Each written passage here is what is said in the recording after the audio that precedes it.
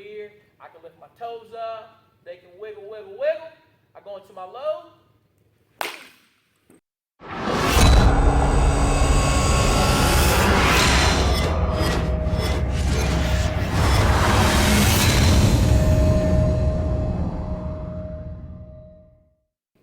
All right, guys, I'm going to give you a quick little tip to help with your back speed, just this quick, all right? Something I went through with one of my guys today, just looking at being able to activate the lower half in a much better fashion. And you see this a lot of times with younger hitters, amateur hitters. I'd probably say young high school guys. You'll find it the most in high school and down, that level of play. So it's easier for me to teach guys how the swing should work or how to set up in their stance when guys are already competent in the weight room. So when we're swinging, my power is directly related to how quickly I can get my hips turned, all right? Hand speed is dictated by hip speed, okay?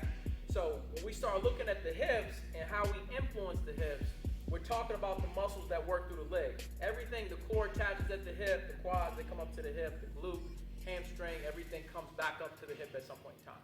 So the whole object here, if we're trying to move at a quick rate of speed, we want to use the largest muscles in the body.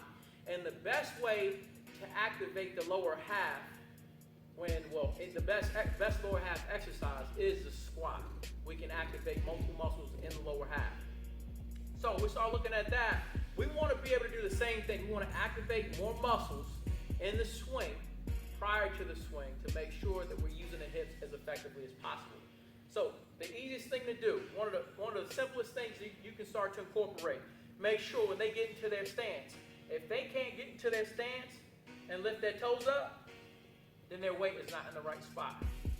It is virtually impossible to get into your hips and activate all the muscles in the leg with your toes in the ground. Same thing, if I'm teaching a guy how to squat, whether it be front squat, back squat, whatever it may be, when that guy's going down, there's only so far he can get low if he's in his toes, right? But if you sit in your hips, we can get a lot lower. And when we start doing that, we start activating more muscles. So we're getting into our stance, especially being able to load. We get into our stance, we need to be in a position where the weight is on the foot from the ball to the heel, not from the ball to the toe. That's not what we want. So get into the stance, we should be able to get here.